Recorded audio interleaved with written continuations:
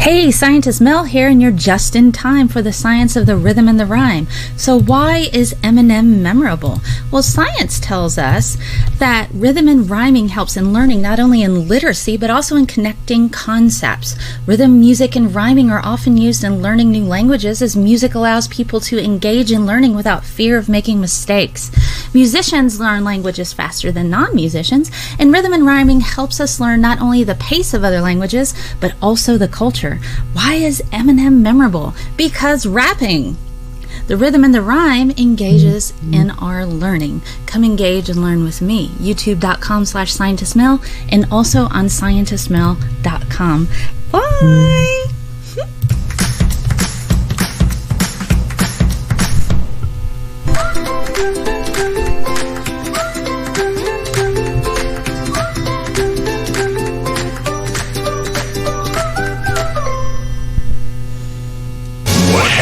When a masked producer and a headphone wearing comic book artist get together to talk music shit, comic book shit, and political shit on the internet. Monty. Hannibal the Beat Animal. Hannibal and Monty Shit Show! Holy shit! My name gets to be in the title this time. Hannibal and Monty Shit Show. Why is my name second? What kind of shit is this? Hannibal and Monty Shit Show! Let's talk some shit. Get your shit together. Get it all together and put it in a backpack. All your shit, so it's together. And if you gotta take it somewhere, you know? Take it to the shit store and sell it. Or put it in a shit museum. I don't care what you do. You just gotta get it together. Get your shit together. Welcome to Hannibal and Monty Shit Show. This is Hannibal the Beat Animal. I am Monty. Not holding my microphone. Okay, is everything good? We're good. We're good. All right, welcome to Hannibal and Monty Shit Show. And today is episode 1.5, maybe an episode about... You're Eminem Backwards Menimes. Yes. All right, that's good timing. All right, I feel like we're kind of crushing this today. Yes. Or we better crush it today because we fucked that shit up yesterday. Yeah. So yesterday was the inaugural. It was our first episode, and it did not go well. Not at all. Not at all. Yeah, we had a lot of technical issues, but you know, this is how we learn. This is how we go through stuff, and we're a lot better today. Yes, right? You know what my review of. I haven't gone back and re-listened to the other episode, but my review of that episode is. It's all there, black and white, clear as crystal. You get nothing. Machine Gun Kelly killed Eminem underdog. Good day, sir. You know what, Tampa? We gonna talk about that. We're gonna talk about that shit in a second. Wait, what? Really? my homeboy, Tampa Boy. Shout out to Tampa Boy. He's a super producer, and he just came right in with some bullshit. Yeah, but you know what? This dude came in guns blazing. That's why the shit show exists, so we can all talk. Maybe Tampa Boy can make an argument that'll change my mind. Who knows? And and I'm gonna put you on blast for a second, Tampa. You did produce a song for Machine Gun Kelly, so maybe I don't know. He might got a point. We're gonna and I definitely want to hear his point too, because Tampa's my homeboy. You know what I'm saying? And you know what I'm saying? He's like my little brother. So that's the homie. All right. We'll get into it. Shit. So what's been going on in the past couple of hours other than I've been sitting back trying to figure out what the fuck went wrong, and I finally figured it out. So I'm feeling good right now. If this show ends right now, I'm happy with this shit. Yeah. It was like, look, so I feel like we got the look right. I feel like we got the sound together now. Shout out to my baby Shell. I see you sitting there. You know what I'm saying? Throw me a smiley face or some heart emojis in the form or something real fast. Wherever you are, baby, I just want you to know I love you. in the last 24 hours, it hasn't even been 24 hours. No, it hasn't.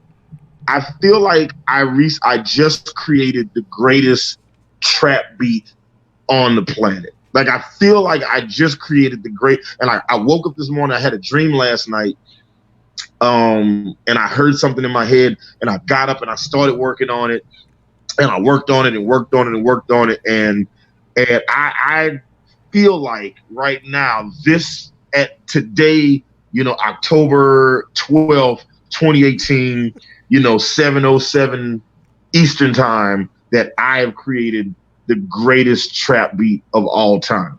All right. So I feel like I feel very confidently about that right now. And I think I'm willing to put my money where my mask is. All right. I like that. Put your money where your mask is. So when do we get to hear this? Is it gonna pop up on a little show at some point? Maybe so. I might just and it might be one of those things, like, because I made it today, I might be feeling myself a little bit. You know what I'm saying? Like Johnny Brasco and Ace One, they haven't had a chance to get their hands on it yet. So after they tinker with it, you know what I'm saying, then I'll really know where it's at. You know what I'm saying? But I feel pretty good about it right now. So you got the show running all smooth now, and then I made a great trap beat today. So I feel like it was a good day. Yeah. I need to put Ice Cube saying it was a good day on soundboard. Let me write that shit down. So you never not want today is a good day on the soundboard. True. You know what I'm saying? There we go. It's written down. All right. So you ready to get into this shit show? You ready to talk some shit? Hell yeah. Let's get right into what's eating Hannibal. Let's just go right into it. Let's do it. Let's do it. What's eating Hannibal? I gotta hit your music. What am I doing? Look at me. Yeah, play my theme music, bro? There you go. Every good hero should have some. Women drivers, people who talk during the movie, customers who cannot make up their mind while ordering food. They shit on LA, they shit on Chicago, they shit on Miami, they shit on New Jersey. New Yorkers, Atlanta Falcon fans, possibly people from Alaska. They hate Canadians, they hate the South, they hate the rain, they hate the snow, they hate murder, they hate crime, they hate fucking everything. They hate the Knicks when they're winning, they hate the Knicks when they're losing. Indecisive morons, blithering idiots, humans. These people have formed a burning question. What is grinding Hannibal's gears?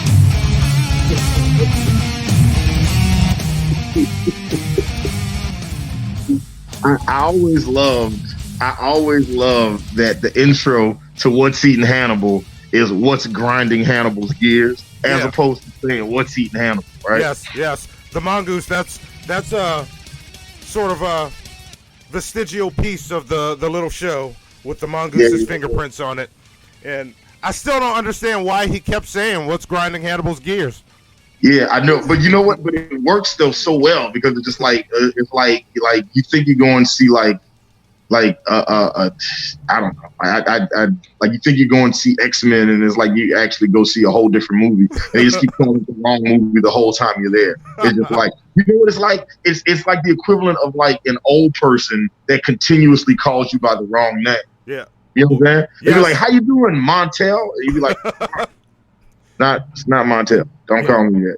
Not my name." So anyway, I did this yesterday. What's eating Hannibal? Yeah. So okay. So when I'm not being an awesome music producer and I'm not working at my day job, sometimes to make extra money, I will get out here and then ride share, Uber, Lyft, and the like. And yesterday I had a very interesting ride with. So I went to pick up this lady at she was like my second ride of the day. It's like 8 a.m.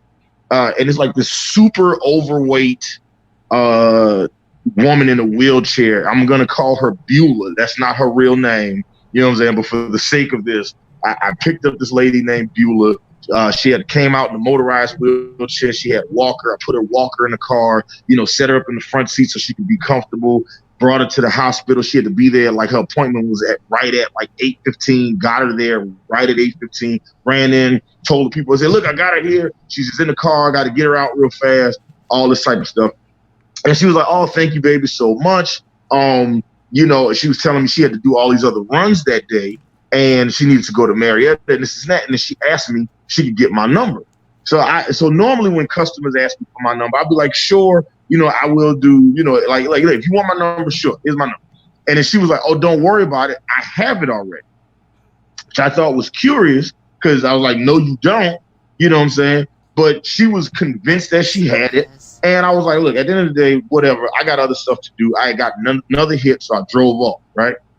So for people who don't know how Uber and Lyft works, when you have a ride, the rideshare system generates a temporary Google Voice number so you guys can communicate with each other. After the ride, you can't get in contact with your driver anymore. Your driver can't get in contact with you anymore. That number disappears and it's no longer usable after the ride. Or so I thought. Because 3 or 4 rides later, or like later in the day, I ended up getting a call from Big Beulah. And she was like, hey, I'm at the hospital. Can you come pick me up? And I was actually on a ride with another passenger. I don't know if I told you that yesterday. So I actually had somebody else in the car when she called me.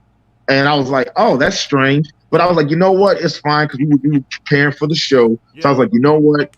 After I drop this guy off, I'll turn my app off. I'll come get you. You know what I'm saying? And that'll be what it is, right? So drop the guy off. And I thought it was weird because I didn't know how she was able to call me still afterwards. So I go back to the hospital, pick her up. And she was like, oh, I need to go run to the grocery store real fast, pick up one quick thing. Can you bring me to the grocery store? I was like, sure, no problem. Now, oftentimes customers will do this. They'll be like, I usually drive late night shift because it's the only shift that I can drive with a mask on and people don't think it's weird. You know what I'm saying? And for the record, I don't drive around wearing the hockey mask. I typically drive around wearing like the Japanese people at the airport mask. Like it's like that little medical joint that covers just, just right here. You know what I'm saying? And then people always just think, oh, he must be trying not to get sick. And sometimes I even tell customers, oh, I'm just trying not to get sick. Not what it is, but whatever. Anyway, so I bring this lady to the, so oftentimes customers be like, hey, will you take me to the gas station? Can we stop at McDonald's or whatever? And I always take customers wherever they got to go. I don't really trip on that shit. It doesn't bother me. So I bring this lady to the this grocery store and I end up, I end up having like a 45-minute phone call with Monty, and I had a 45-minute conversation with a rapper and a friend of mine named E. Green. And I was like, damn, this lady's been here in the store a really long time. She eventually makes her way out of the grocery store, and she's got like a basket or 2 full of shit. And I was like, damn. So she ends up like filling up my trunk with all of her groceries, right? So I was like, okay, cool, it is what it is. You know what I'm saying? 90 minutes. And she was like, oh, good, I got everything I need. So that way I don't have to go shopping for like another month. And I was like, damn, all the food you got, you ain't got to go shopping for a couple months. That's what I thought. But I was like, whatever. So then after that, she was like, oh, real quick, can we go stop at this liquor store? So then we go to this liquor store, and then she's at the liquor store for like 20, 30 minutes. Then she needs to go stop somewhere else, and then she's there for like 20, 30 minutes. Then she was like, the last place she needs to go is this Kroger by her house. And she was like, yeah, I just need to get some cucumbers, you know what I'm saying? Because I forgot the cucumbers when I went to the last place. All right, cool. So at this point, I've had this woman now for over 2 hours, right? Bring her to the Kroger, and this woman is just in there. She was in Kroger for so long that I was able to go in Kroger myself, buy some food, eat the food, and sit in my car. I watched 2 episodes of John Oliver. Shout out to Last Week Tonight, HBO. I watched 2 episodes of John Oliver, and I watched a rap battle. Now, for people that don't know shit about rap battles typically end up being roughly 30 to 45 minutes, okay? John Oliver episodes are normally 20, 30 minutes. So this woman was in there for probably 2 hours, right? So she eventually calls me. I answer the phone. I'm like, yeah, what's going on? And she's like, oh, I forgot that somebody brought me here. I was under the impression that I drove myself. That's why I was taking so long. I'm on my way out. Now, at this point, we're going on, we're over 4 hours on this trip now, right? She comes out the store with like her motorized the disabled fat people motorcycle that they give them to move around Walmart. You know what I think that's a technical term for it. You got that right. Yeah, you got it right. Yeah. It was like, so she comes out with that. That shit is full. She's got groceries between her legs on the ground, dragging these shits like hanging from the back and shit. Then she's got 2 full baskets of shit, right? So it's so much shit. Like, like when you see like people that just got evicted or like homeless, but they're living in their car and they got like their whole back seat is just full of stuff. That's what I had. Okay. My whole back seat was just full of her groceries. Like the whole trunk, the entire back seat is full of groceries. Take her to her house. And she was like, she's trying to call her granddaughter to come outside. Her granddaughter's boyfriend to come out and help get all the groceries out the car. They're not answering the phone. So she was like, can you go knock on the door and see if you go knock on the door and see if you can get their attention? Maybe they're asleep. So I go walk up to the door, and it's like one of those things, like it's got like a screen door, and then it's like the actual door behind it, right? The screen door is closed, the actual door is open. And as I walk up to the door, all I hear is fucking noise. Okay? All I hear is just Pornhub, spank bag, red tube, X and XX sounds in the background. All I hear is just fucking noise. So I don't know what to do. So I go back and tell her, I say, hey, I think your granddaughter's fucking. And she which interesting, she goes off on this tangent on her granddaughter, who apparently is 22 and pregnant, right? Wait a minute. She's 22 and pregnant with her 5th child. Okay. Fuck. Yeah, fuck indeed. She all about the fuck, apparently. So, like, you know how people be like, man, I don't give a fuck. I don't give a fuck to nobody. If I had a bunch of fucks, I wouldn't give you one. Well, that chick apparently gives a fuck. All right, that is the definition of giving a fuck, I guess. Right. So eventually the dude comes out, no shirt on and just some jogging pants, right? And I'm just like, yeah, man, I need help getting these groceries out the car. So me and him end up making 5 trips. And as a black man, I don't like making multiple trips. I like to make one trip with all the groceries. But I got to make all these trips because she bought like so much shit. And then even then, she was still complaining about stuff that she forgot. Oh, I didn't get cornmeal. Oh, I forgot to get a bottle open. Oh, I forgot. I was like, man, fuck all this shit. All right, this shit is. So I bring everything inside, right? You know what I'm saying? One of the dogs gets out. I go get the damn dog, bring the dog back inside and all this shit. And it was like a whole ass dog. So you ever meet somebody with like a whole ass dog that's like what? Like the dog like looks down at the ground, but he's looking up at me and he's growling as he walks away. You know what I'm saying? That's how dogs mumble under their breath when they walk away. Like this motherfucker. Yeah, like type of bullshit is that? First off, say it to my motherfucking face, dog. You know what I'm saying? You got to say, bark like a man. You know what I'm saying? Anyway. Say it with your chest, little ass dog.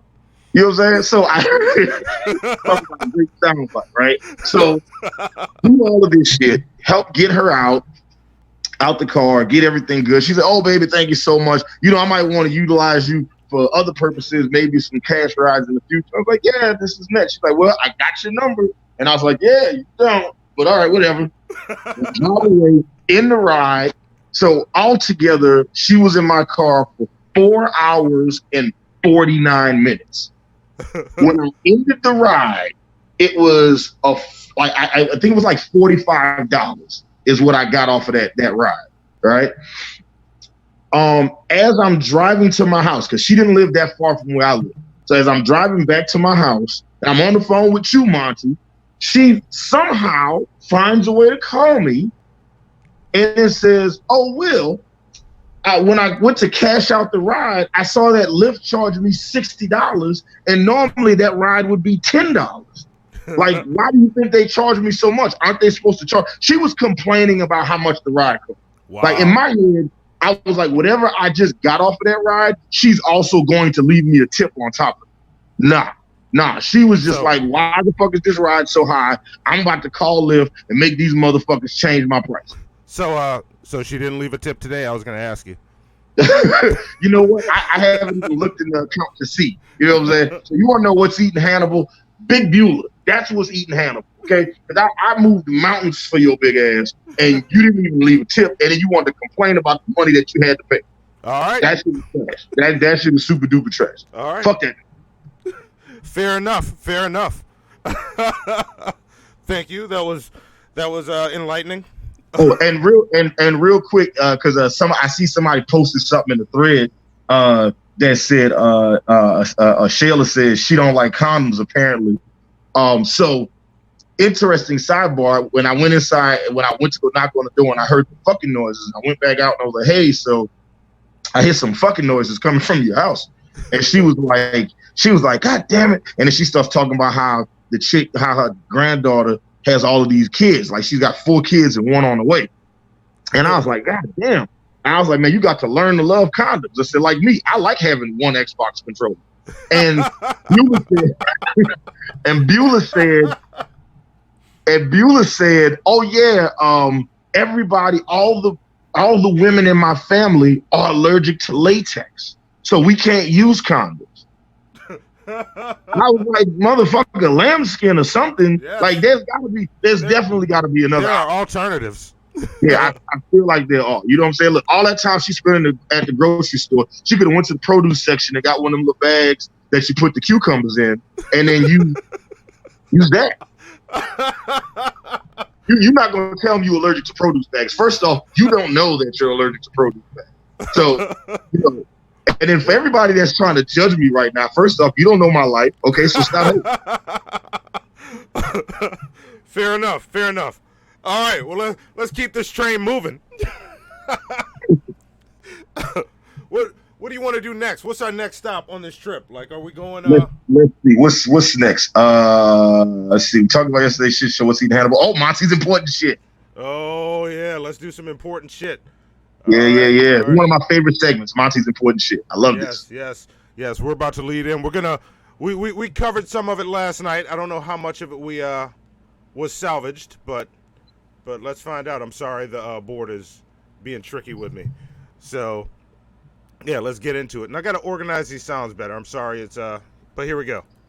FlyingZombies.com, Blog Talk Radio, and Team MFN proudly present Hannibal and Monty's Action News with L. Damon on sports, Keith, the man on the street, meteorologist scientist Mel on weather, and Hannibal and Monty's Action News anchors, Hannibal and Monty. And now, here's lead anchor Monty with Monty's important shit.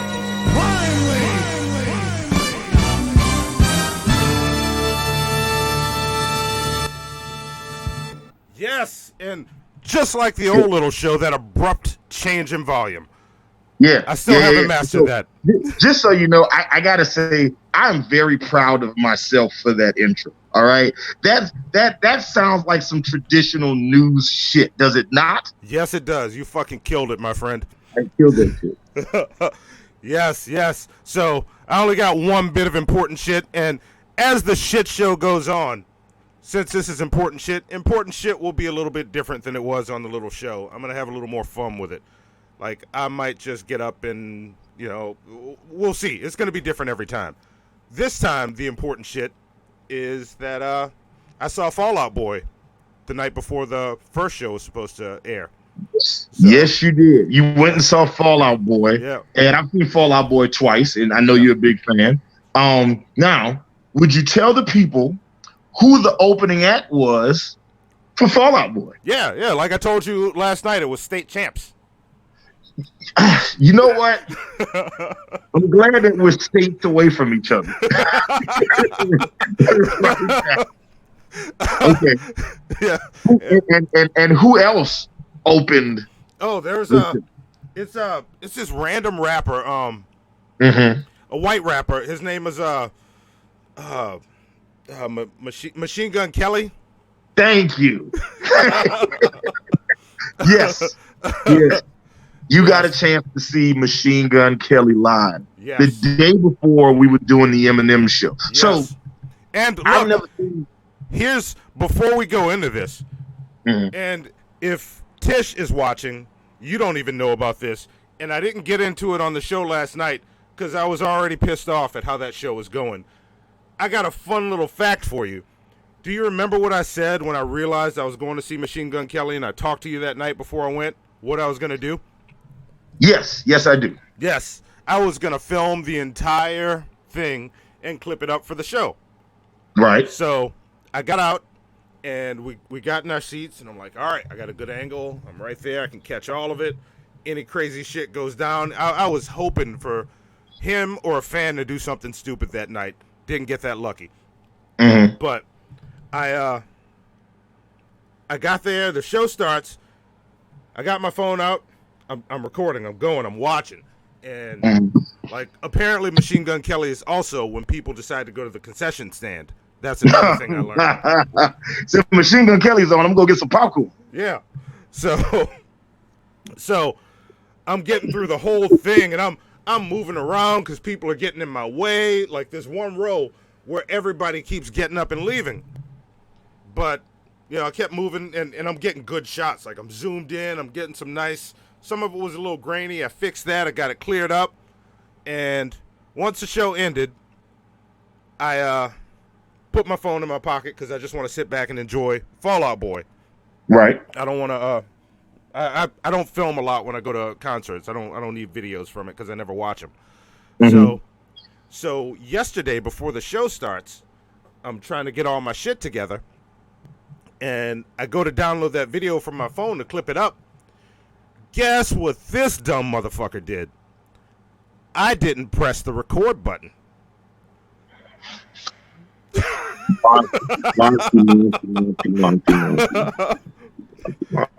So I sat there.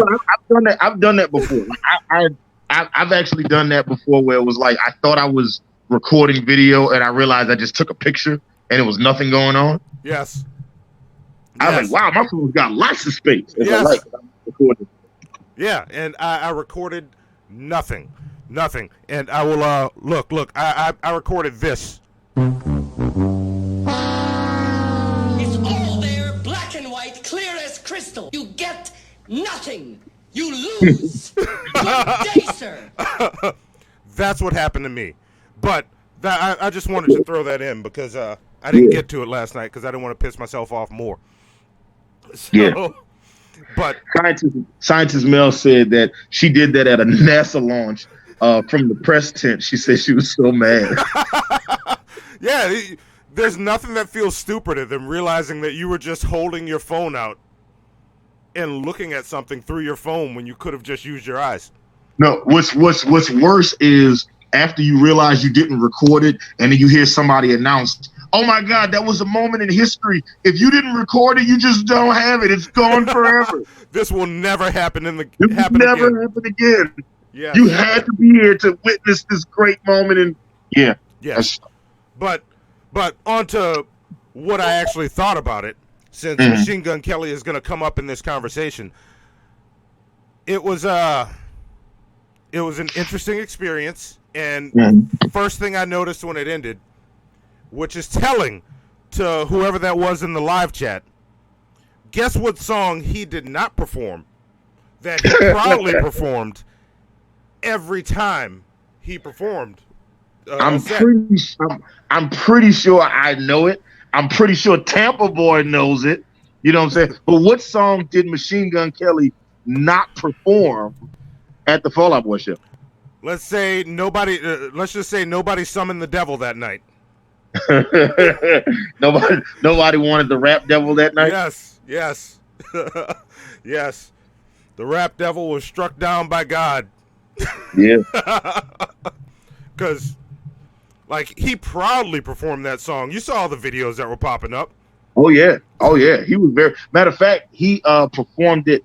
I don't know if he performed it in Atlanta or not, but like he was somewhere in Atlanta, and some Eminem fans ran up on him like, "Man, what's up? You think you better than Eminem?" In my head, that's how they sound.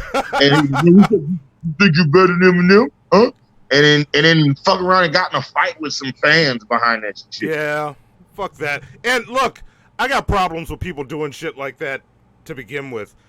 Not saying that I wouldn't do something stupid, but I would if I had a chance to run into him, I'd meet him, be cool with him. Because look, I'm gonna be fair. I enjoy mildly some Machine Gun Kelly stuff. There's been some in my playlist, and I like some of his songs. And so, I'd try and meet him and be friendly, chat a little bit, but, walk away going, you got fucking slaughtered on Kill Shot as I'm leaving. Matter of fact, my homeboy, one of my producer homies, Tampa Boy, is in the thread right now. I think he's still in the chat room. And if he is, Tampa Boy is a phenomenal producer, and he produced a record for Machine Gun Kelly featuring a guy named Colin Hilton. I think if not, maybe it's a Colin Hilton record featuring Machine Gun Kelly that he didn't do. I'm not sure. But if you still at Tampa, post it in the thread. You know what I'm saying? Post the name of the song in the thread, and if you guys can, make sure y'all check that out. Awesome, you know what I'm saying? Awesome, hell yeah. But yeah, it was. He didn't perform that song, and I learned a lot about him. That, as I said last night, he is the GOAT of mediocre rappers. Like, he is right there. Like, you think Machine Gun Kelly is the best mediocre rapper? Yeah, he belongs in that conversation. He belongs in that GOAT conversation. Like, it's just good enough. You can put it on and you don't hear it and go, what is this trash? You can just leave it on. I think if Machine Gun Kelly was just a trap rapper, he could easily, in a very short period of time, become one of the top 5 trap rappers, because he can do everything that they do. Like, okay, and that's keeping in mind that, like, T.I. and 2 Chainz exist in a different spectrum, right? All right. But like, if you looked at like the modern day trap rappers, if Machine Gun Kelly wanted to, he could easily be at the top of that food chain. You know what I'm saying? He's got the skill set to do it. All right, I can't even argue with you on that. I agree with you. Yeah. Will he? I don't think he will. Maybe he tried with Binge, but we'll get into that later. Yeah. So is it time for us to do check this shit out? Yeah. Let's do check this shit out. Or do you want to check this shit out, or check some of our voicemails? Let's check some of the voicemails. Let's because this show is all about Eminem. We're going to be talking about his last 2 albums, Revival and Kamikaze. We're going to talk about his beef with Machine Gun Kelly, and we're going to talk about whether or not Eminem deserves a place on the greatest of all time rapper list. Before we did the show, we posted the voicemail to the little to the shit show. Yes. We're supposed to do a little counter on the show every time. So the show we used to have was called Monty and the Mongooses Shit Show. Damn it! I fucked that. Nice. So completely up. Rewind. The old show used to be called Monty and the Mongooses Little Show. You know what I'm saying?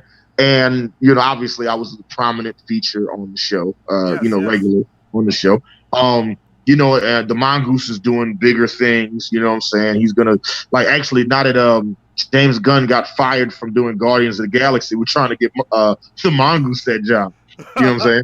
So while he's off doing bigger things, Monty and I decided to restart the show, rebrand it, and we posted a link to the phone number to the shit show on social media, and we asked a bunch of people to call in and leave voicemails talking about Eminem. They could talk about his albums, they could talk about the beef with Machine Gun Kelly, or they could talk about his place on the greatest of all time list. Got a handful of voicemails. Yes. So Monty's gonna play some of those right now so you guys can see what the people are saying. I haven't heard these yet, so I have no idea what anybody said. Yeah, well there you go. Let's dust off the old little show voicemail and see what it says about the shit show. So here we go. All right. Thank you for calling the Hannibal and Monty Shit Show Customer Service Assistance Helpline and Complaint Resolution Center. If you're calling because you have some shit on your mind, some shit in your heart, if you just stepped in some shit, got yourself into some deep shit, or if some shit just hit the fan, please leave a message at the sound of the fart noise. Si necesita instrucciones en inglés, marque 1. If you're calling because Monty forgot some important shit, or because you were offended by what was eating Hannibal, please hang up. All right. So here's the first one. These are in no real order, so I don't know what's what. So let's see what we get. All right. Hey, Monty, it's Daniel Silver, the gold standard. I'm responding to your message about Eminem, and no, man, like, the dude's not a bard in a game of Dungeons and Dragons. He can't go to jail because someone died after listening to his music. You know, you need intent to commit murder. And if some dude was just randomly listening to Eminem and I don't know, like Eminem burns. I don't know. Listen, Eminem. For fuck's sake, man! Like, these calls are ridiculous. No, Eminem would not go to jail if someone died listening to his lyrics. Like, okay. Yeah. Okay. Oh, whatever. We gotta get that check to Daniel Silver. Yeah. So that he keeps answering our questions. Yeah. He needs to keep getting paid so that we can keep asking him our questions. He's right. He's been a great help. So let's see. Let's go to the next one. Okay. Hey guys, that's a weird thing. I just called the normal thing. What happened to the mount? You know what? Don't even worry about it. All right, the wrestling minute. So now we have an interesting setup that has just happened because of politics and possibly a murdered journalist. And we may or may not have the WWE Crown Jewel pay-per-view special that's going on exclusively on the WWE Network. You know, you got to pay $9.99 or whatever the fuck that means. But this is the thing. It's a completely unnecessary show.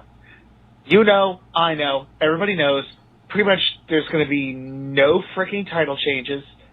It's just going to be there to make a whole bunch of Saudi guys happy. You know, they're getting all that lovely, sweet Saudi money for it. I mean, let's put it this way. For Greatest Royal Rumble, which was a utter and complete waste of time other than Titus O'Neil tripping and falling and making everyone laugh their ass off, it really didn't do it. And there's your Wrestling Minute. Yeah. See? Wrestling Minute randomly in our voicemail. Yeah. Also, and I know L. Damon isn't I don't know if L. Damon's watching right now, but he's right. The Greatest Royal Rumble was like a shit pay-per-view. You know what I'm saying? It was put together so they was like, oh yeah, there's a bunch of rich Saudis that want the WWE to do a live event. So then they did a live event, and it was trash. I'm a huge fan of the Royal Rumble. It's my favorite pay-per-view all year. It's the only event that the WWE does that I always make it a point to watch. And the Greatest Royal Rumble of all time was awful. All right. I haven't watched a WWE pay-per-view in a long time. I kind of want to catch WrestleMania when it comes on next. So, you know, I've actually missed probably like the last 5 or 6 WrestleMania. Like I usually just catch the recap on ESPN. Also, ESPN does recaps of WWE events now. Oh wow! That's like a thing that happens in real life. Well, like now it's real sports. Well, now we have L. Damon back, so as long as he keeps calling the voicemail and leaving us a Wrestling Minute. And if you don't know, the rule is I cut the Wrestling Minute at a minute. As soon as it hits the minute mark, I stop him. Just when it was getting good, right? That's the rule. That's the rule. So if anybody's interested in hearing all of the Wrestling Minute, those will be posted on the page. There's I've already got a Wrestling Minute folder on. You'll get to hear the whole voicemail. Yeah, see, Phil would like to point out he always watches. I always watch the Royal Rumble. I do. I love the Royal Rumble. It's awesome. the one event. It's the one event that the one WWE event that I never miss. All right, awesome. Yeah. Well, let's see what the next one is. Hey, aren't Yellow Wolf and what's his name? Machine Gun Kelly? Aren't those motherfuckers the same guys? I'm not here snitching on Kanye. I'm out here snitching on Bill Cosby. It's been a busy year, man. But I'm back, fools. That was our good friend Stanley the Snitch. That's hilarious. So first off, Machine Gun Kelly and Yellow Wolf are not the same guy. Just because they're both 6'4", tatted up white guys, okay, that rap really fast and are 135 pounds soaking wet does not mean they are the same. Yes, okay? yes. Actually, like, Yellow Wolf is better, in my opinion. Oh yeah, he's absolutely better. That's like saying that Newt Gingrich and Orrin Hatch are the same person. They're not. Just because they're two crusty old white dudes that want women to not have the right to have abortion does not mean they're the same. They're different guys. All right. Truth. All right. Well, let's keep it moving. Let's go. Real quick, my mom told me never to trust anybody named Orrin. That's it. All right. All right. And it was good to hear from Stanley the Snitch. Stanley the Snitch, you got to get on one of these shows. Talk to me. All right, let's see what's next. Mm-hmm. Yo, what's good? This is Big David, the producer. I was just calling to check in on the Eminem topic that y'all have. I think that he deserves to be in a topic of conversation as far as like with the GOAT. At the end of the day, you can't really shit on his accolades or anything like that because he's accomplished himself as an artist. He's accomplished a lot. And he studied the game tapes of hip hop, you know what I'm saying? So he's done a lot as far as like with, being classified as a white rapper and things of that nature. But he's done a lot for the game, you know what I'm saying? And sold millions and millions of records. So I think that he deserves to be in the topic of like one of the GOAT's discussions. Not the greatest of all time though, but you know what I'm saying? He's up there. And that's just my opinion on what I got on that situation. All right, fair enough. Shout out to Big Dave, the producer. I think we battled a time or two, and it was always really good battle. He's a very dope producer, very good friend too. All right, awesome. Yeah, I was shocked when I saw voicemails coming in. I was like, we're gonna put it up. We'll get them after the first show. So people are turning out to talk about this. So let's see what the next one is. Yo, this is Black Ice from Stone Mountain, man. And Eminem is an incredible rapper, man. Like, it was no doubt of his rapping skills. But he would never be seen as a GOAT to me because, honestly, and maybe I'm biased and I'm from the South, but I can't think of the last time I woke up and wanted to play an Eminem album. Like, I'm never in a mood to hear an album from Eminem. Like, if he's playing on shuffle on Spotify and he pops up, I'll listen. But I'm not playing his album like he's Outkast or UGK or Ball and MJG. I just never had that feeling from him. But I mean, he's a great rapper. I mean, and he's done a lot of things, but he's not the GOAT. Yeah. All right. See, I can't argue with somebody that says that. That's just his opinion. I'm cool with that.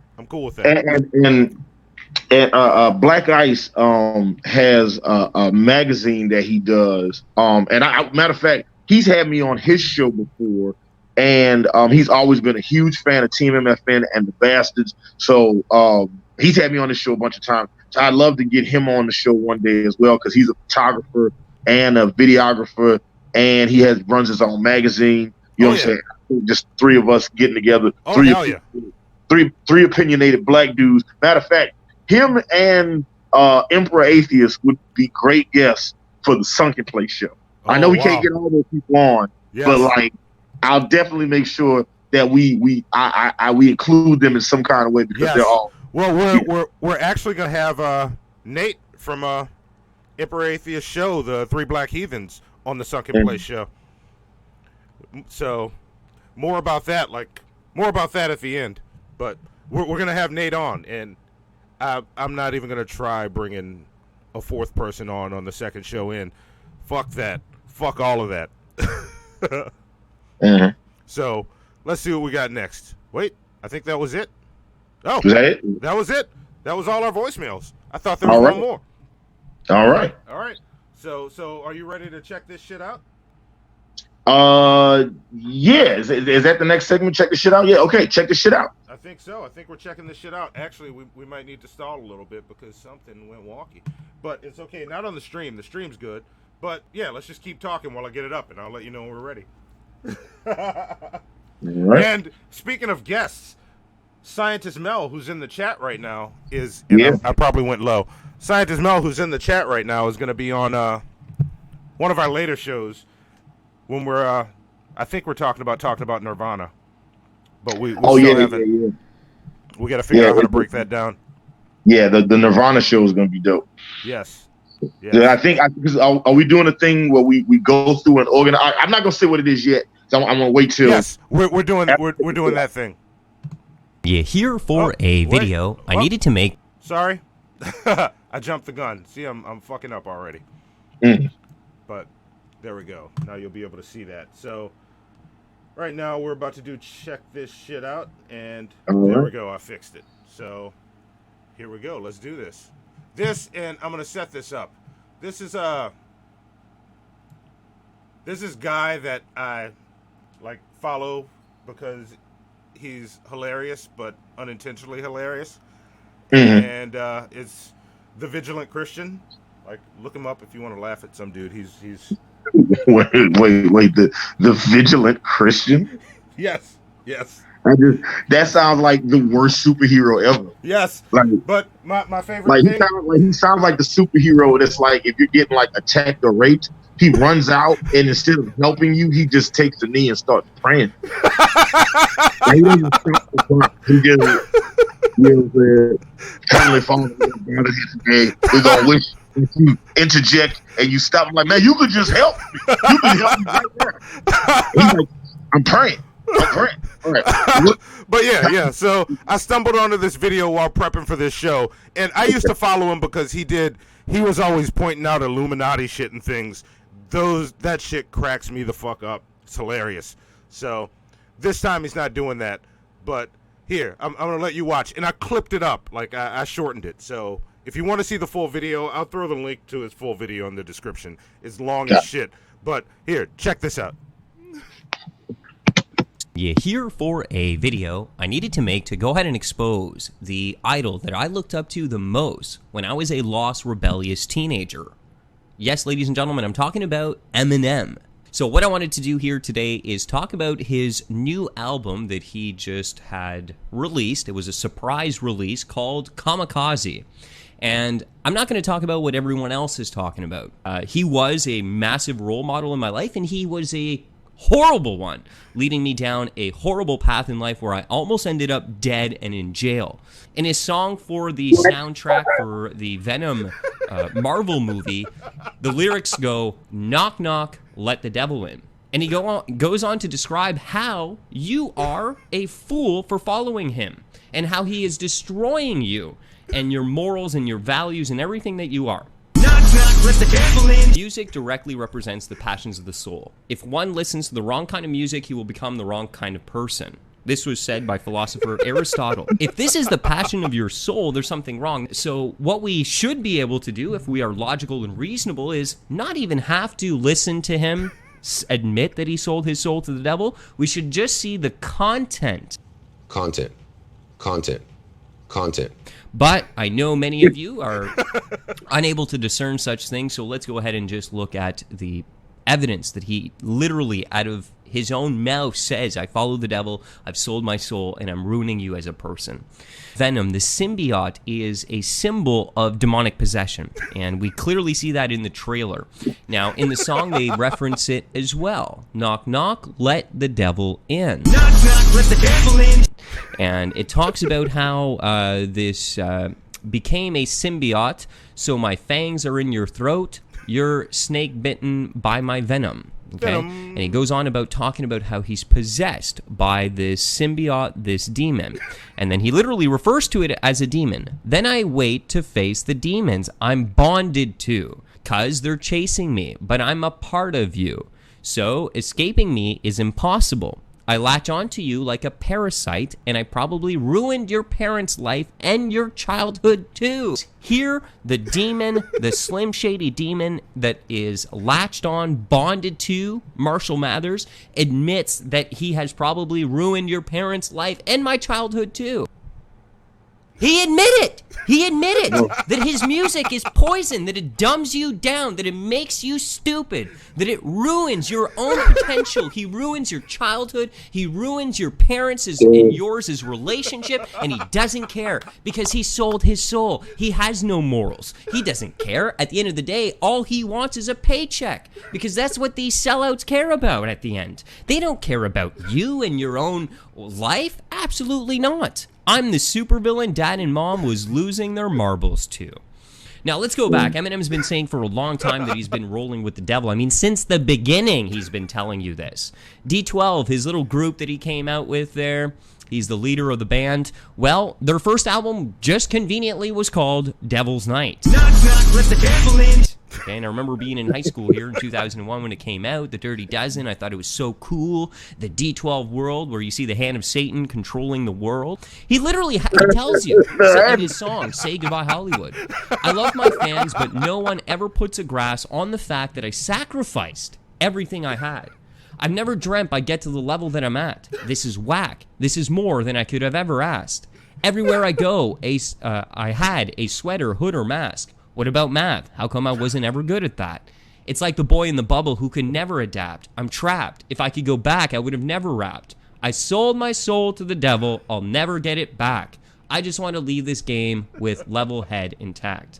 And so at this point here, Eminem saying, I want to leave the game. I can't believe I got in this. I sold my soul to the devil, believing the lie that he can never get it back. That's not true. He can repent and turn to the Lord Jesus Christ. Then he goes on in his song Rain Man to say, my soul is possessed by this devil. My new name is Rain Man. Okay? Now, Rain Man is actually a demon that other rappers as well have been using. You can go ahead and check out Jay-Z and referencing. He's like, ooh, I'm in my Rain Man, when he's all possessed there and he's freestyling. And Lil Wayne as well, using the Rain Man spirit to get possessed by. And the devil even identifies his name. My soul is possessed by this devil, Rain Man. And the other ones use it as well. In his song, Rap God, okay, I didn't even put those, by the way, that's him himself. I'm drunk, so Satan take the wheel. What? As a Christian, there's a popular song, Jesus take the wheel. So in his case, I'm drunk, Satan take the wheel. I'm asleep in the front seat. I'm asleep in the front seat. I'm possessed by Satan. Satan's the one driving the car here. It's not even me. Okay? And then he goes on to talk about be a king, think not. Why be a king when you can be a god? You can't be a god. No, you can't. This is a lie, by the way. Another demonic devil reference is his song 3 a.m. I bet you didn't know that. Don't know, the hour of 3 a.m. to Satanists and witches and black magicians and sorcerers is considered to be the devil's hour. It is said that the veil between our world and the paranormal, the spirit world, is thin for demons, spirits, and interdimensional creatures, or the Bible will call them familiar spirits or disembodied spirits. And so in his song 3 a.m., Eminem just conveniently goes around on a murderous rampage, killing everyone while he's sitting in blood. I have to make a stand now and tell you this guy is rotten to the core, and he's a horrible role model for you. Okay, do you know who your role model should be? Jesus Christ, not Eminem, not Marshall Mathers. Please, no one look up to him. Stop looking up to him. If you're a Christian and you listen to him, he's a devil. What are you doing listening to him? Wake up. Knock, knock, let the devil in? No, no, no, no, no, no, no. Guess who else is knocking at the door of your heart? Jesus Christ. Knock, knock, let the devil in. So are you convinced that Eminem's a devil worshiper? Man, fuck that dude, man.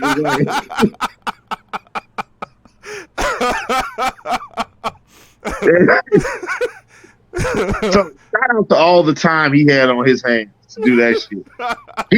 He started connecting some dots that wasn't even there. He started say, look here, I got hold on, let me see, what can I do? Okay. Got these Mardi Gras beads, right? Whenever I wear these beads, I don't get attacked by tigers. All right. he just correlated some shit that just wasn't fucking, man. All right. All right. Yes. That's what's up. So there you go. So I can't. That's oh, that's the best reaction ever to that. He's talking about all these black magicians. First of all, I know. We work too damn hard to be called black magicians or African American magicians. Right? That.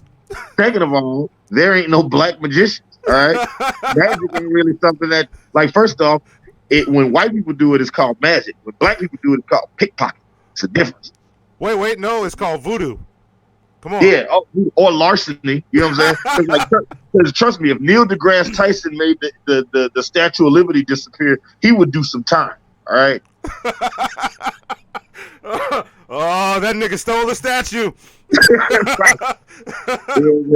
They would give his ass fans. Be like, oh hell. You know what? That was actually a great segue into. Yes.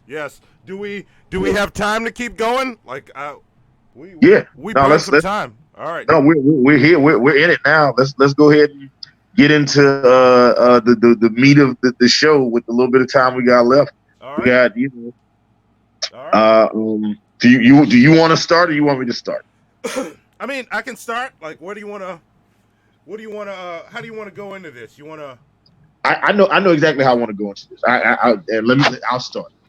So, a couple of months ago, and I'm saying a couple of months. At this point, it probably might have been 6-7 months ago. It was actually a while ago. I was talking with Monty, and he told me that he had this great idea. And the idea was, I'm trying to position myself behind the light. You know, if I move too much to the side, it's like, rap devil, rap god behind me, right? And it's gone. So there we go. Yeah. So a couple months ago, Monty decided to do this thing where he listened to all of Eminem's albums and then rank all of the songs in order from most favorite to least favorite.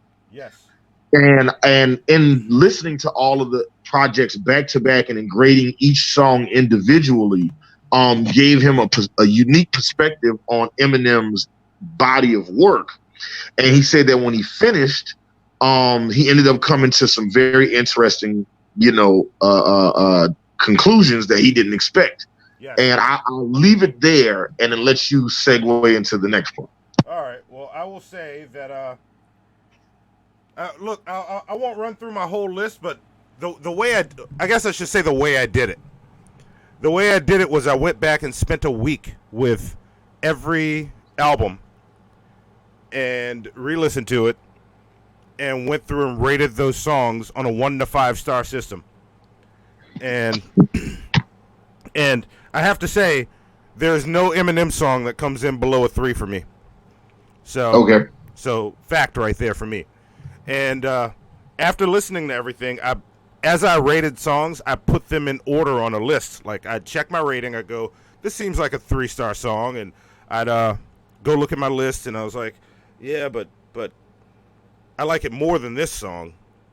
So it made me sit and really think. And I'd put those songs head to head and go, all right, which one do I like more? And then that helped me, like, refine the list. So I ended up with a list of 136 songs, not counting the songs from Kamikaze. Only album songs, not like featuring Eminem or stuff he did for soundtracks, because that would have gotten complicated. And then I took those numbers and averaged them for each album to find out how many stars the album got. And Revival actually came in as my second favorite Eminem album. That's amazing. Yes. That's amazing. I want to do this as well. The funny thing is, I actually did something similar, but I did it with lost characters, and I put them in order from my most favorite to most despicable. I was curious to see where Matthew Fox would fall. You know what I'm saying? Yeah. Because every girl I know that's ever watched the show hates him. He's always down at the bottom. I don't hate Matthew Fox.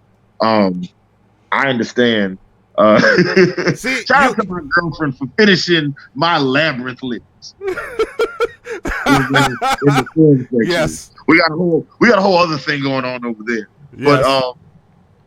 But for me, Revival kind of falls. Like if I were to take all his albums, because he's done what about 10 albums now? 10 albums now. Kamikaze's number 10. So it would probably be 4 or 5, somewhere in there. But that depends on a couple different factors. So I don't want to say that, like with certainty. But I didn't dislike Revival. I knew a lot of people that did dislike Revival, and I was caught off by that. By the amount of negative, like I was caught off not only by the amount of negative publicity that Revival got, but also by the amount of people, how quickly it became the cool thing to do to shit on that album. Yes. And much like Geely, that terrible movie with Ben Affleck and Jennifer Lopez, people were having fun shitting on it that had never seen it, or in Eminem's case, heard of it. That I've seen it, so I know how bad Geely is. You know what I'm saying? But like, if you haven't seen it, you shouldn't talk shit about it. You should see it first and then talk shit about it. Or don't see it and don't talk shit about it. Or you could not see it and be like, I don't want to see it because of all the shit I've heard. You know what I'm saying?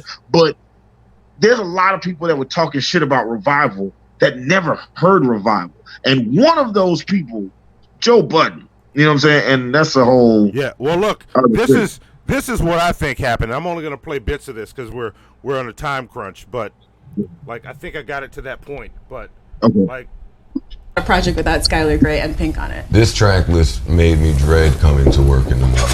Just the features, man. I ain't checking for this. I think his honesty on the record and his just him going into detail about how he feels on that record is actually pretty dope. It reminds me of like when he used to really, because I feel like Eminem does a good job at rapping. Then we see a album track list with a ton of pop features. Right, but you don't even know how them records sound yet, though. Really? Maybe they in Eminem's world though. Maybe Eminem's not in their world. So now how I judge it is a little different. I have to wait and see what story you're telling, and I got to see how the fuck Ed Sheeran fits in your story. Okay, that's I got to see how the fuck Pink, my nigga, fits in your story. I don't know how any of these people fit in what you are seeing, and from what I know, it sounds trash. Don't use Revival if you have a family history. There we go. So that was what happened.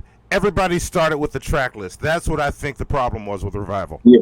And that was also the moment that Joe Budden fucking flipped finally. Yeah. Yeah, Joe Budden kind of lost his mind, right? Like in that moment. Yeah. So that was, and I think everybody's ear was tainted at that point to whatever Revival would have been. Yeah, and I say this all the time to people that know me. I think Joe Budden is hip hop's Bill O'Reilly. You know what I'm saying? Said that to me before. Like a very well spoken, highly paid troll. You know what I'm saying? That misrepresents the truth and reframes the narrative, to fit his talking points. You know what I'm saying? And it's bothersome of me because it gets under my skin because I like Joe Budden. I've always liked Joe Budden. Like, he's a phenomenal rapper, and I've always liked phenomenal. I mean, if you dope in whatever your field is, I'm gonna be a fan.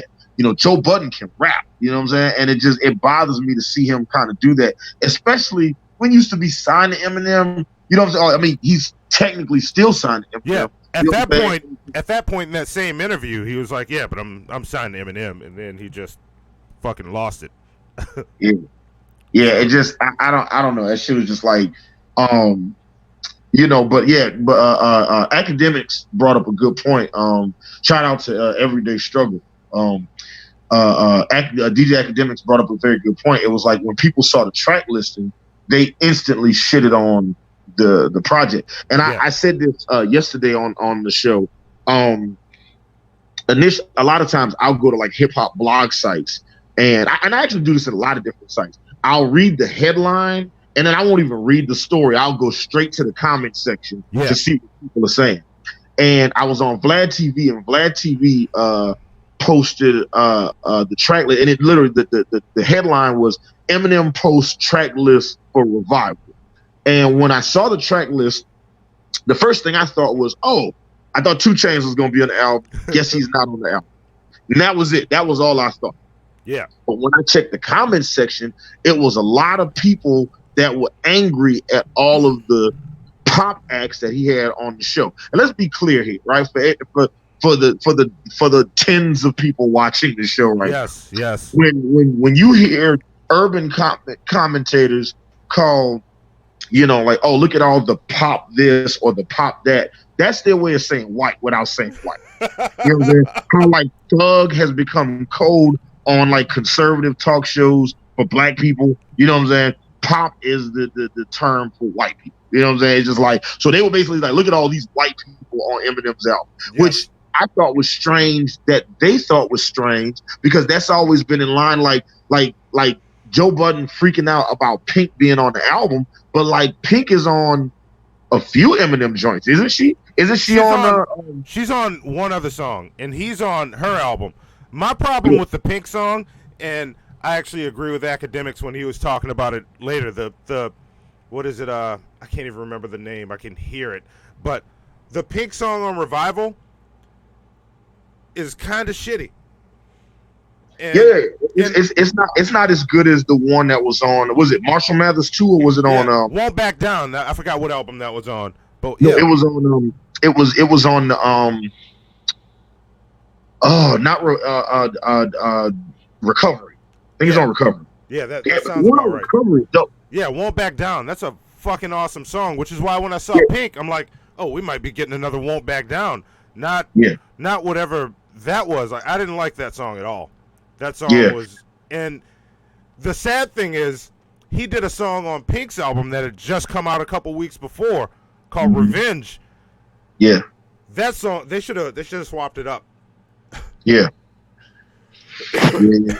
So I was caught off guard by it, and when and I saw a lot of hate about it. Like I said, I liked Revival. I didn't love Revival, but I liked it. I listened to it like twice.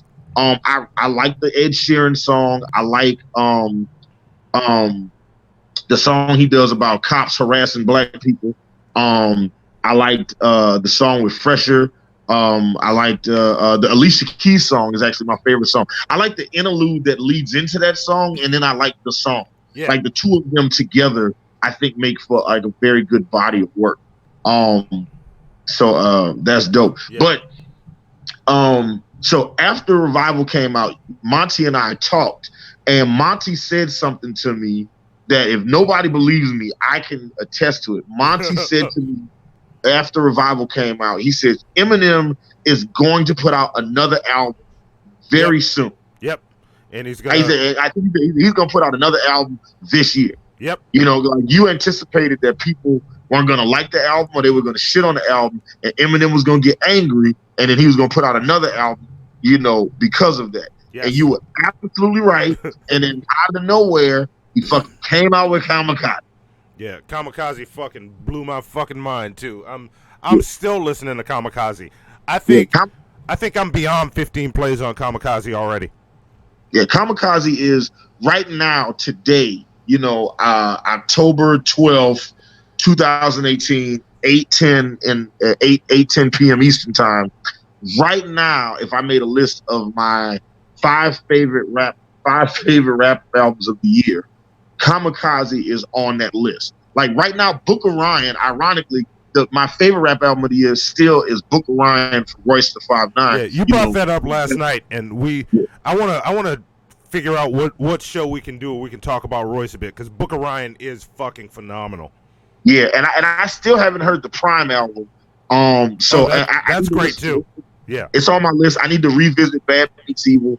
So I got some things to do. I got about 100 albums I need to listen to. So give me a couple days, and I try to knock those out.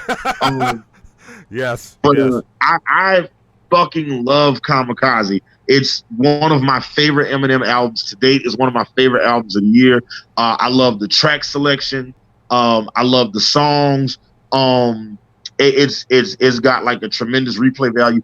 And in me being a big Eminem fan, so I've been an Eminem fan since the Slim Shady LP. When I first heard the Slim Shady LP, I was like, oh man, this shit is great. When I first heard Guilty Conscience, and some of the other songs that was on that project, I remember thinking to myself, oh, this dude is dope. Yeah. See, and I thought the same, but I wouldn't say I was a fan since Slim Shady LP. For me, it was like, I like this guy. I enjoyed that. I enjoyed the album enough to keep it in rotation.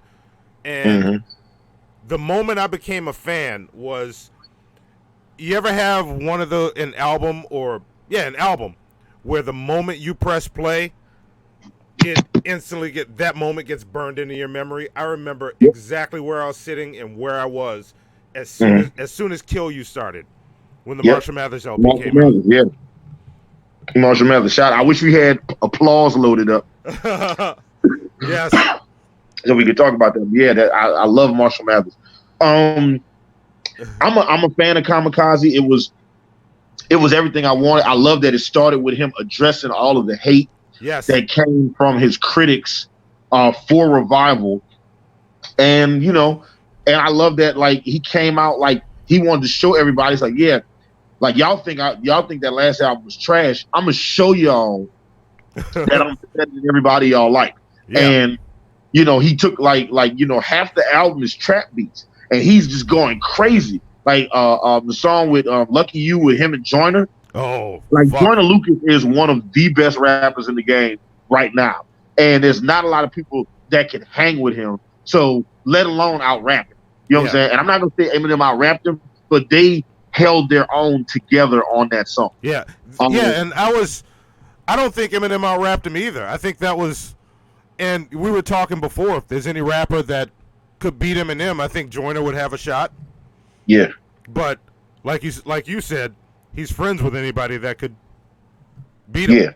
Yeah. Everybody that could beat Eminem, that could even give him a run for his money, he's friends with all those guys. He's friends with Lil Wayne, he's friends with Kendrick Lamar, he's friends with J. Cole, he's friends with Joyner Lucas, you know what I'm saying? He's friends with Tech Nine, you know what I'm saying? He's friends with Royce, so he's friends with Crooked Eye. Like, it's just, he's friends with everybody that's that good. Yeah. You know what I'm saying? He's friends with Logic, you know what I'm saying? So it's like,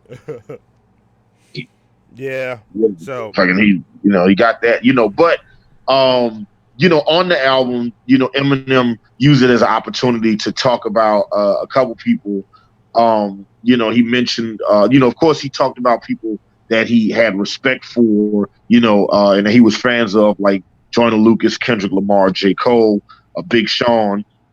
He used it as an opportunity to talk about the state of rap music as it is right now, specifically the Migos and Drake, how so many people are imitating what they do. And then he used it as an opportunity to talk shit about some people, Lil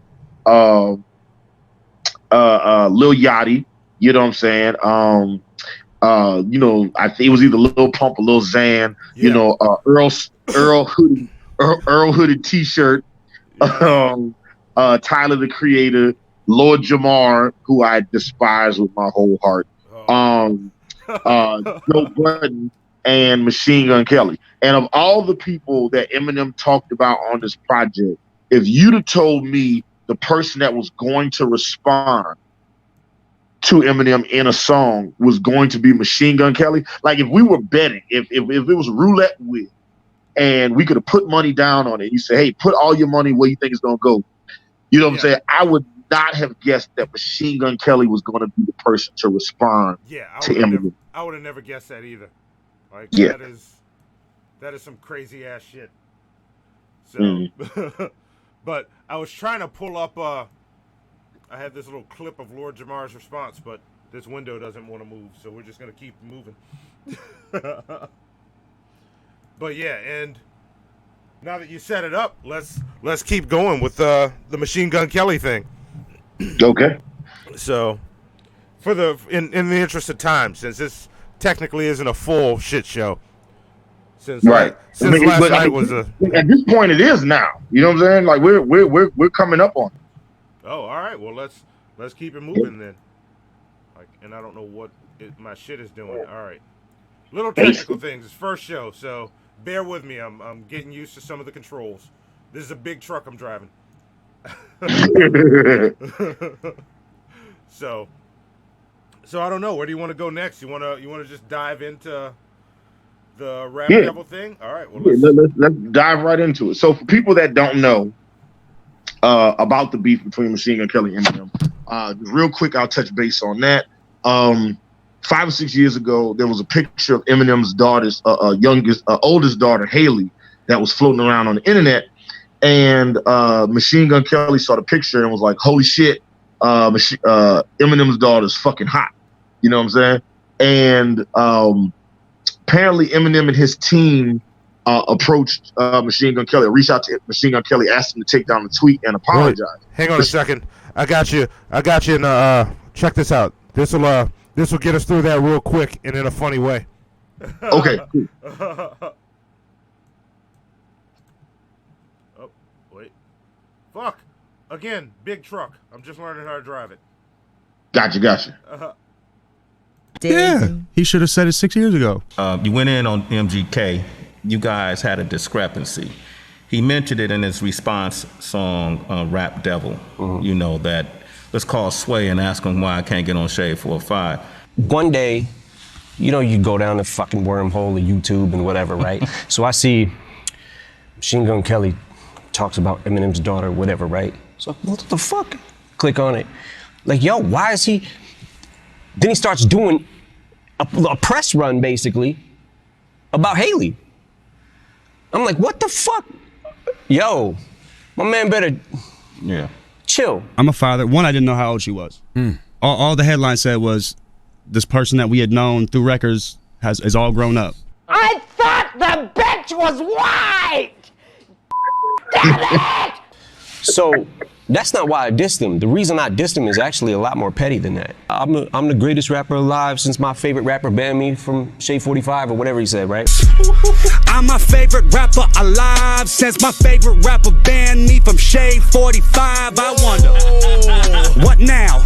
But then when you get on Tech Nine's album and you start sending shots and people start hitting me up, yo, Machine Gun dissed you, he just dissed you, he dissed you. I'm like, I listen to it, I'm like, did he really diss me though? Start shit, for no reason. Need a doctor, I ain't talking about the one from Compton. So remind y'all, you just rap, you not gods. And I don't care who got bars, because they don't acknowledge mine, so show me who got scars. On the song, he said, y'all just rap, you not gods. And on Twitter, he said, you just rap, you not God. Had some shit to get off my chest. And I'm seeing, and by the way, this was on the heels of the freestyle he had just did about Shade 45. I gotta answer this motherfucker. And that's where we get to him responding. Yeah.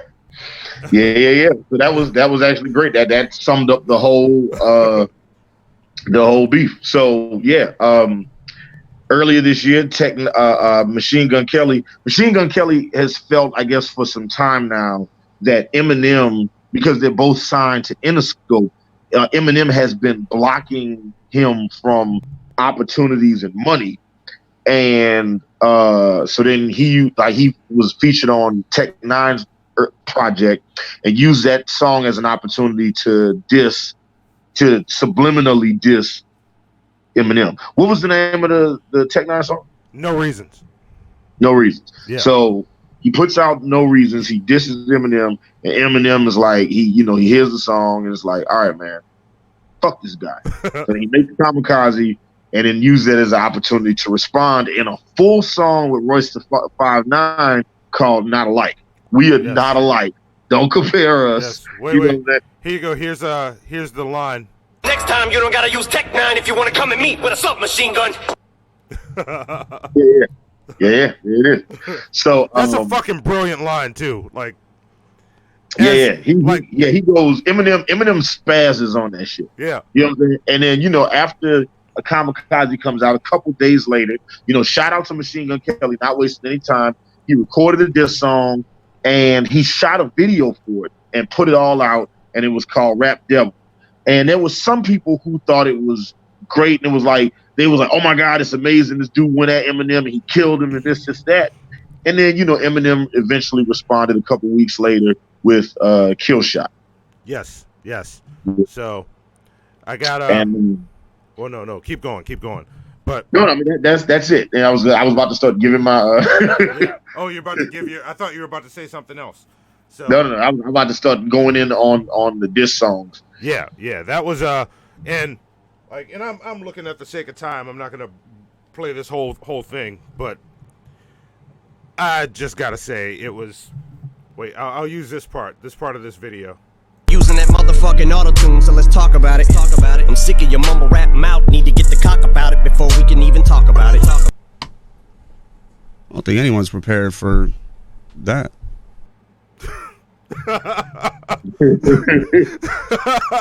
that about sums it up. Yeah. that does it. And like all the people that were debating, I guess they moved on, but when you come back to rewatch this, like, comments of this video, let's talk about this, because I want to understand how anybody thinks that Machine Gun Kelly won. Right. Because bar for bar, Eminem's way more clever and hits a lot harder. Yeah.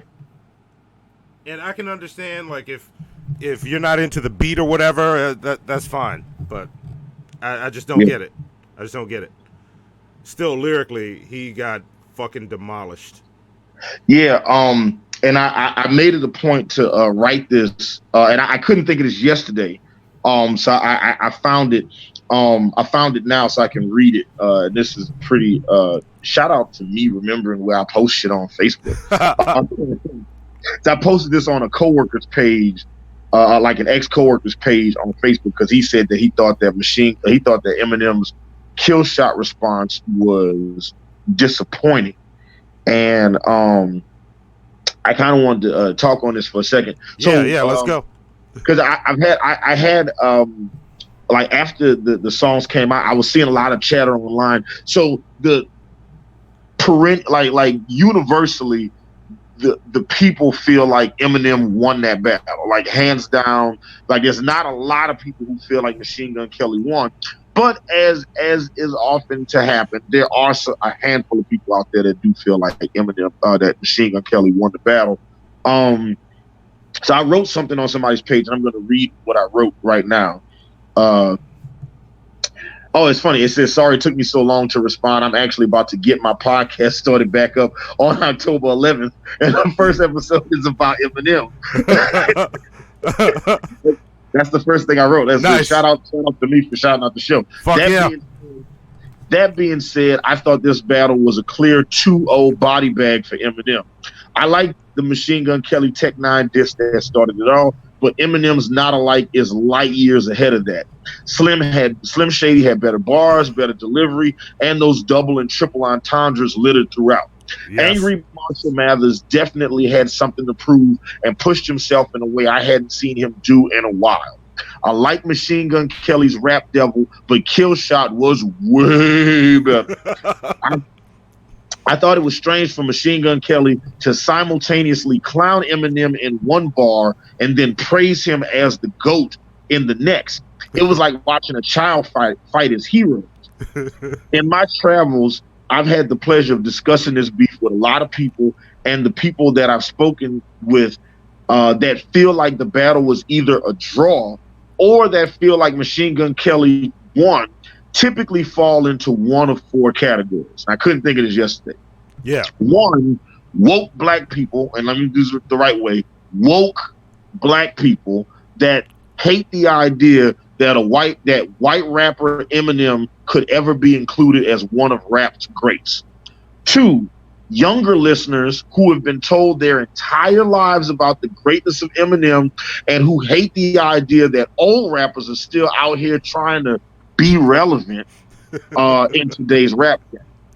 Three, hip-hop purists and fans of early Eminem music that are comparing the current version of Eminem to the former glory of Eminem. And just as a sidebar, Eminem and Jay-Z are most often not measured by the quality of the music they release, but rather they get measured by their previous body of work. Agreed. You know what I'm saying? And that's a whole other conversation. And four, there are people that actually haven't heard the Eminem song. Many people that will proudly say MGK won the battle that haven't heard Not Alike.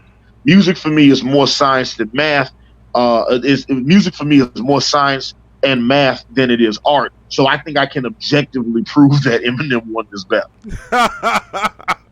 Fuck yeah. That was what I posted on his page. And I tried to make it very thorough, you know what I'm saying?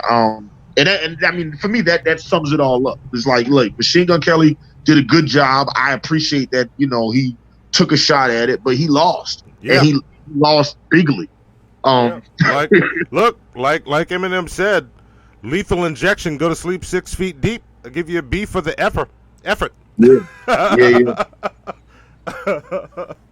I wish I had that queued up.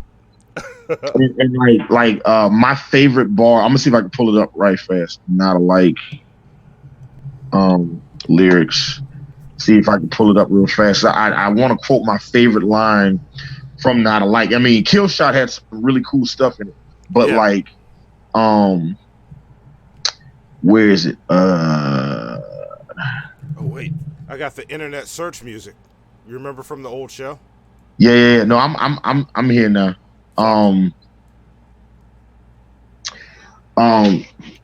He says, but next time you don't have to use Tech 9 if you want to come at me with a submachine gun. Yeah. I'm talking to you, but you already know who the fuck you are, Kelly.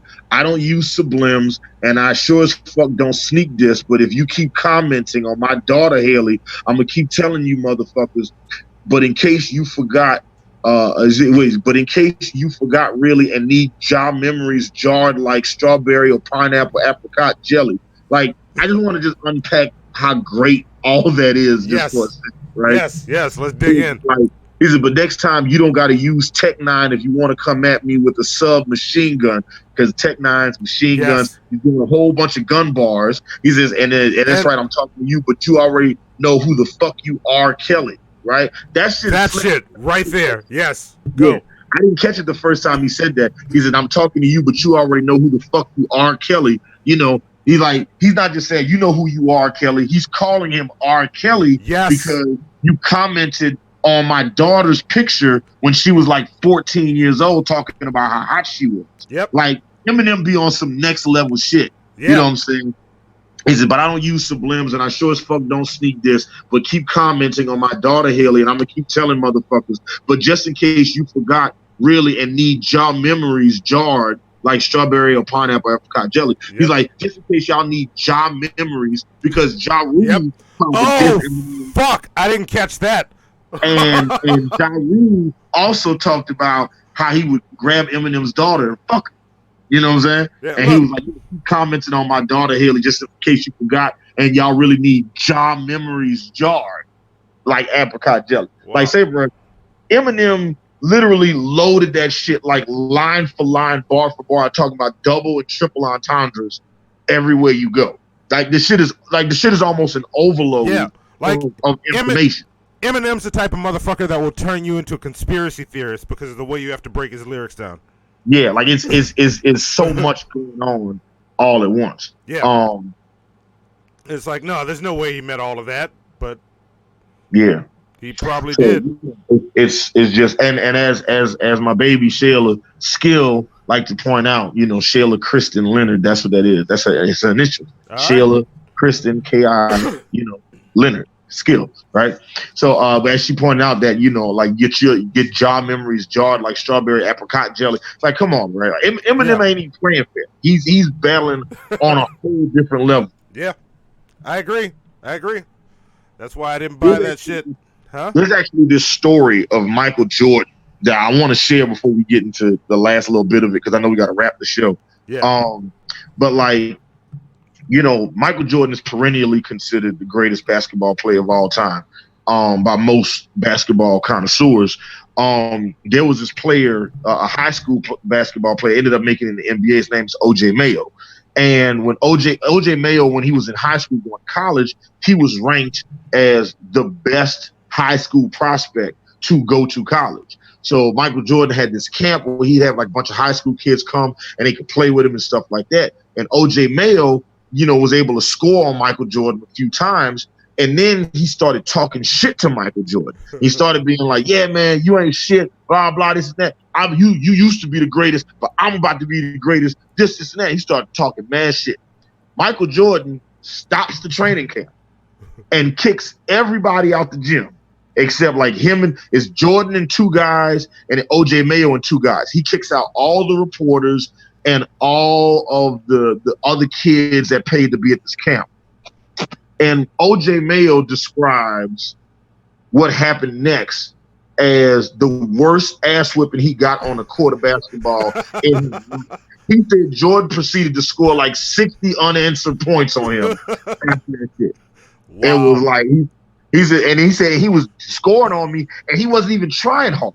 Like it was just like simple like fadeaway jumpers. He would back me down, post me up, and it was like Jordan. And that's what it is. There's a different level of greatness there. Machine Gun Kelly is good, but as Eminem so eloquently put it in Kill Shot, he's like, yeah, man, they're comparing, they got me on lists next to Jay-Z and Tupac and Biggie. Yeah. You know what I'm saying? They don't even have you on lists with Ja Rule and Iggy. Yeah. You know what I'm saying? And my favorite fucking line from Kill Shot is what was it? As long as I'm shady, he's gonna have to live in my shadow. Yeah. Fuck. Yeah. I'd rather be 80-year-old me than 20-year-old you. Yes. Oh, like you dress better. Tish is saying he was trying to be a sex symbol in the live show.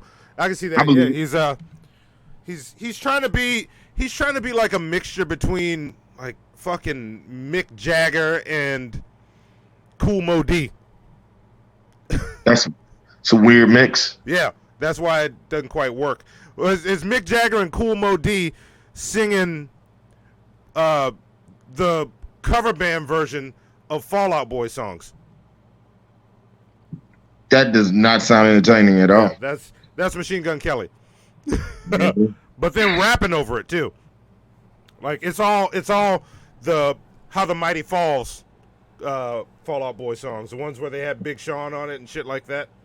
Yeah. That's a good fucking song, by the way. Yeah. Shout out to Fall Out Boy. Yeah, for sure. All right, yeah. All right. Whoa. Have we come to the end of another one? Yeah, I think we've the end of a first one? We've come to the end of our first show. All right. And look, wait, let me get this ready before we queue up what's coming next. Mm-hmm. I've been dying to play this. Here we go. Okay.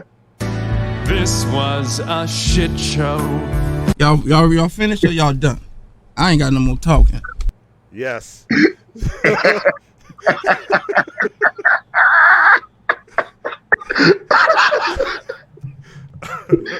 That's funny. That's funny. Yes. That's funny. I dig that. I did. You know what? I'm glad that you didn't let me hear that ahead of time, so I could genuinely cackle when I heard it. Yeah. So next week we're the episode's called The Sunken Place. If you can't tell from the slide that's now up on the screen. Yeah. Next week is going to be pretty dicey. It's going to be a pretty awesome show. You know what I'm saying? We're going to be talking about I don't even know how to say. I don't know a politically correct way to say it. So I'm just going to say it. We're going to be talking about black people that other black people are disappointed by. Look, we're two black people on the show. We can say that we're going to talk about niggas we think are in the sunken place. Yeah, there's a couple people that's like we're kind of like we're giving them the stink eye, kind of like really that's what the fuck you talking about? Yeah, and the purpose of next week's show is we're bringing in Nate from Three Black Heathen show, and his legal background. He can kind of help moderate it all, and we can sit and discuss this and find out if these people belong in the sunken place or not. And there will be a running list and image of all the people that are in the sunken place. This may become a regular segment on the shit show. Yeah, oh, for sure. I mean, there's definitely enough shit going on where we can definitely talk some shit about that. You know what I'm saying? Yes.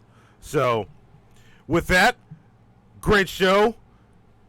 I feel I feel much better. I am no longer pissed off.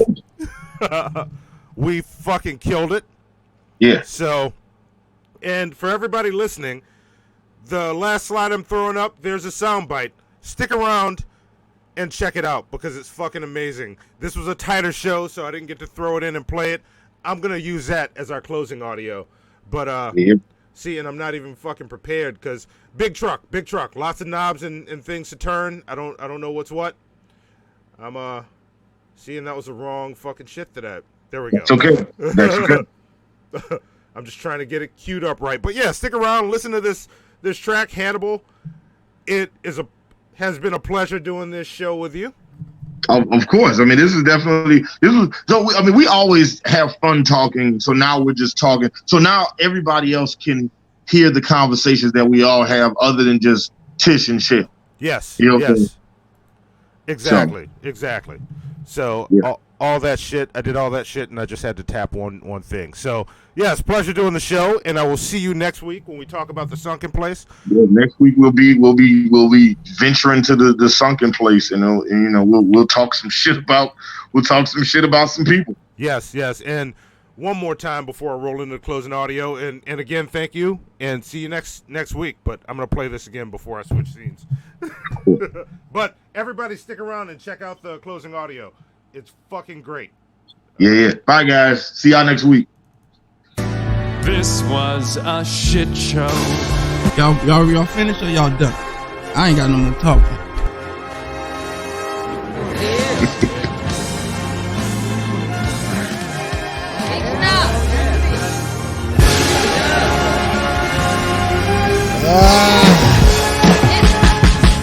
Dearly beloved, we've come here today, we've gathered here today for mourning. For this church is in mourning. There was a time when hip-hop was something revered and to be respected. We had Tupac, NWA, Public Enemy. Somewhere, children, we've gone wrong. Somewhere we've gone wrong. When now we have Gucci Manes and Drake's is crying and Little Uzi and the Migos, those young ladies. What happened? What happened to hip-hop, children? What happened? There was a time when people used their platforms to say something. They used their words like bullets and guns. But now, children, we've lost it. We've lost something along the way. Oh, God. There was a time, sweet children, that you can turn on hip-hop and you can be enlightened. You can be what they call woke. Because we had something to say. Rakim had something to say. But now I've got to be bad and bougie. I've got to be in my feelings. And we call this hip hop. What happened, children? What happened? Oh, this church is in mourning. This church is in mourning. What happened to hip hop? Hip hop. You don't stop. Try to bang the up jumps the boogie.